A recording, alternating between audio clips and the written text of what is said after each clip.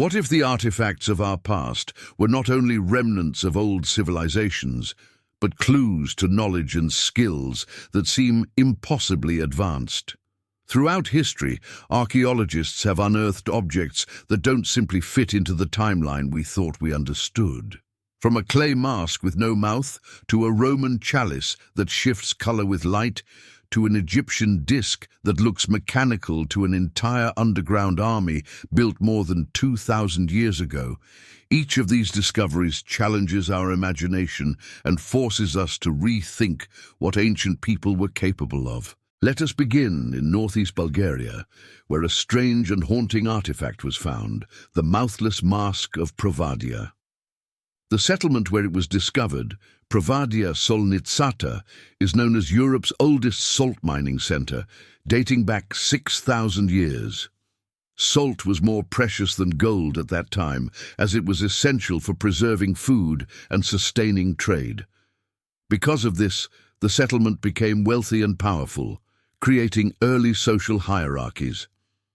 The mask itself, carved from clay into a triangular form, has two large almond-shaped eyes, a stylized nose, raised brows, and no mouth. This missing mouth cannot be accidental. According to Professor Vasil Nikolov, the absence could mean silence, secrecy, or wisdom, suggesting that the mask represented someone whose authority did not require words, but whose vision and presence were enough. Small perforations at the sides imply that it may have been worn, hung, or displayed. Perhaps it was used by shamans during rituals, by rulers to project authority, or even as a symbol of a deity who watches but never speaks. Its resemblance to artifacts of the nearby Vinča culture hints at shared traditions and symbolic language among prehistoric Balkan peoples.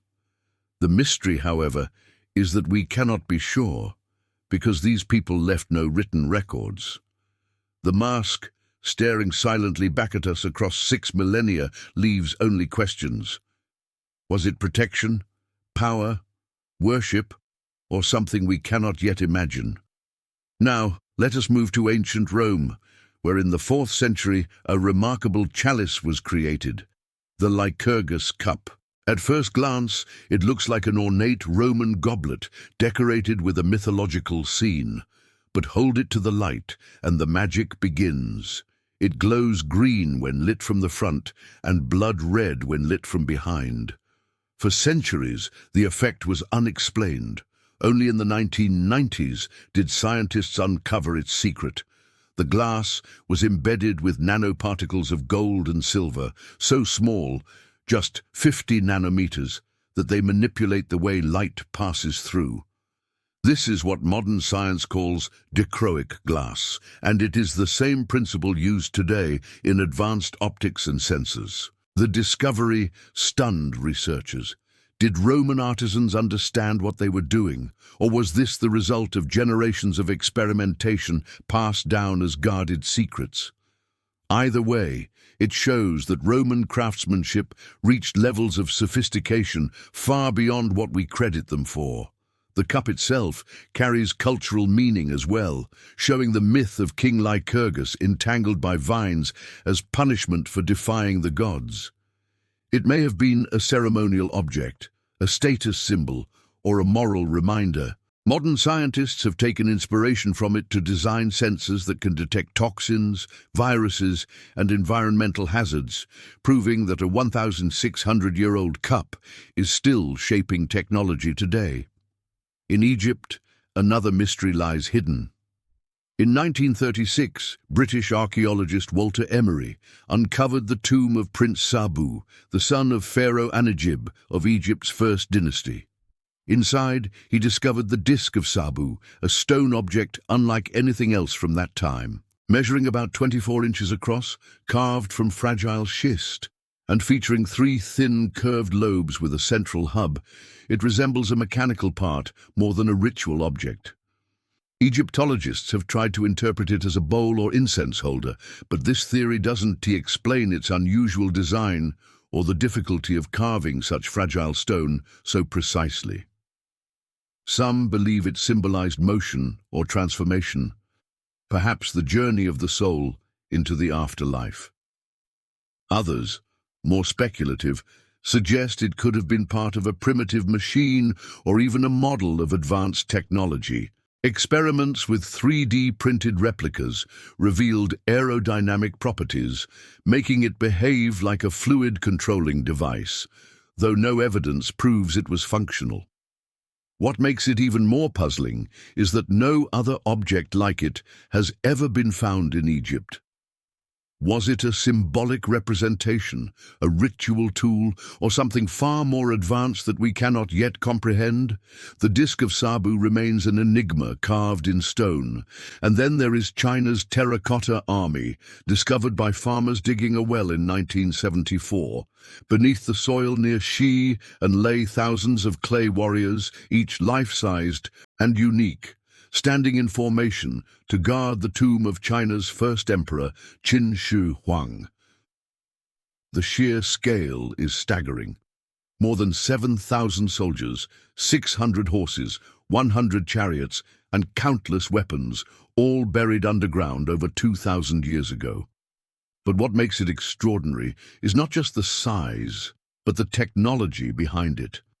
Scientists discovered that the statues were built using modular construction, heads, arms, and torsos crafted separately and then assembled like pieces on an assembly line.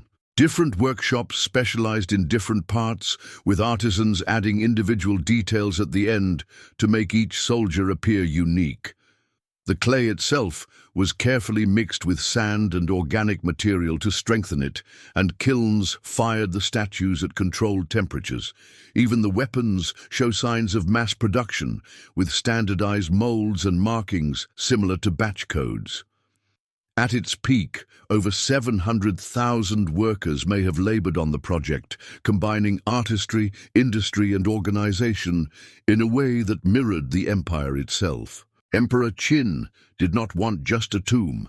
He wanted an eternal empire underground, a reflection of his power in life that would continue into death. These artifacts, scattered across the ancient world, remind us of one truth. The past was not simple. The people of thousands of years ago were not primitive. They were ingenious, resourceful, and capable of creating marvels that still puzzle us today. The mask, the cup, the disc, the army, they each tell us that history is deeper, stranger, and far more advanced than we have been taught. What if ancient artifacts were not only old, but impossibly advanced, objects that seem to carry knowledge centuries ahead of their time?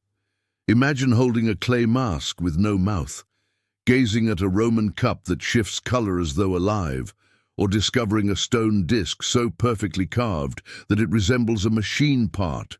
These are not myths or fiction, they are real discoveries, each one adding mystery to the story of our past. In northeast Bulgaria, archaeologists uncovered a mask that is as unsettling as it is fascinating, the mouthless mask of Provadia. Found at the ancient settlement of Provadia Solnitsata, known as the Salt Pit, this artifact is about 6,000 years old.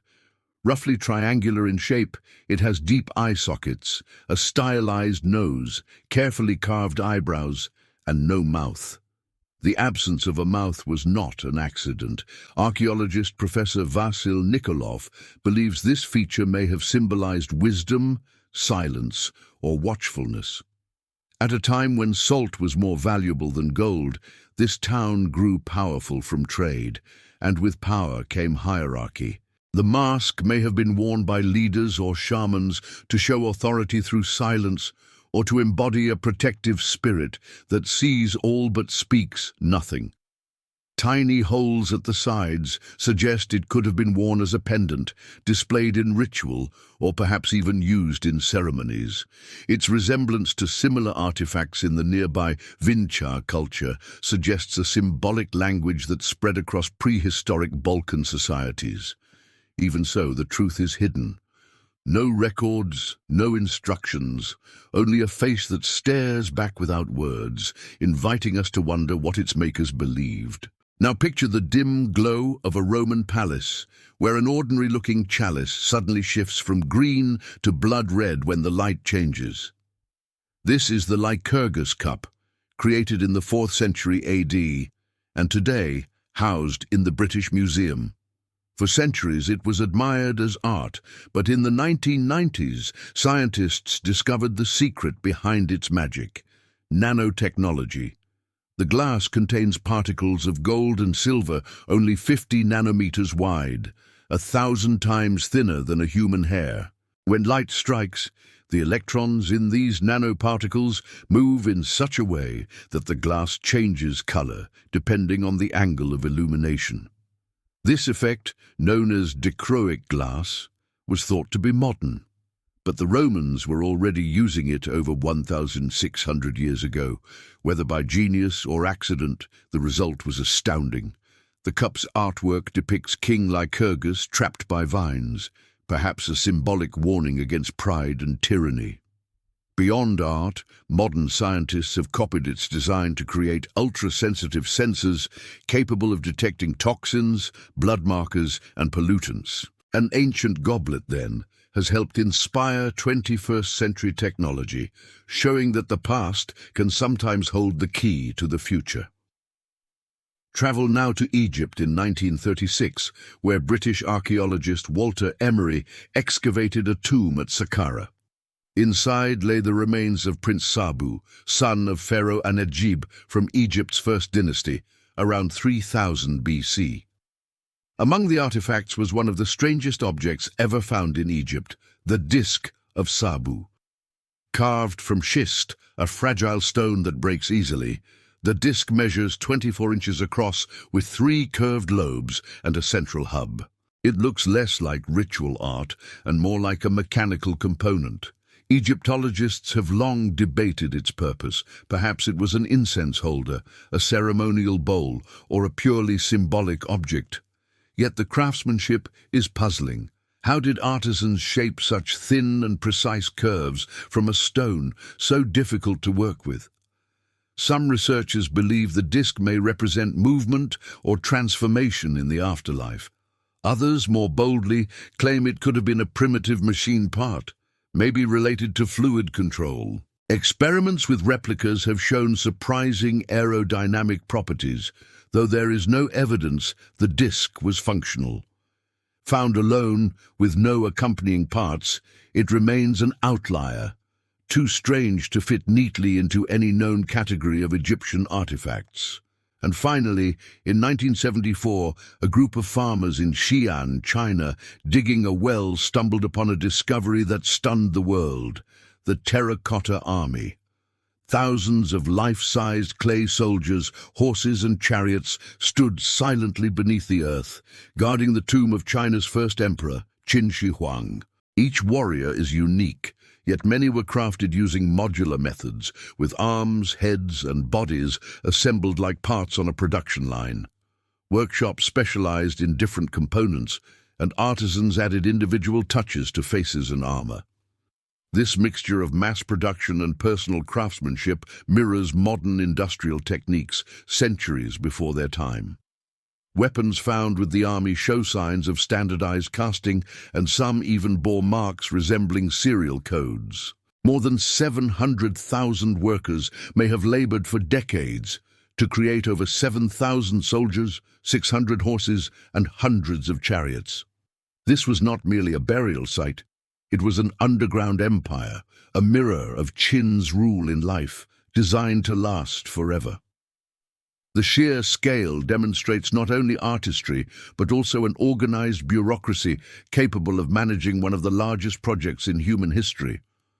These artifacts, the mouthless mask, the color-changing cup, the mysterious disc, and the eternal army, challenge us to see the ancient world in a new light. They whisper that civilizations long gone may have held secrets, skills, and visions we are only beginning to uncover.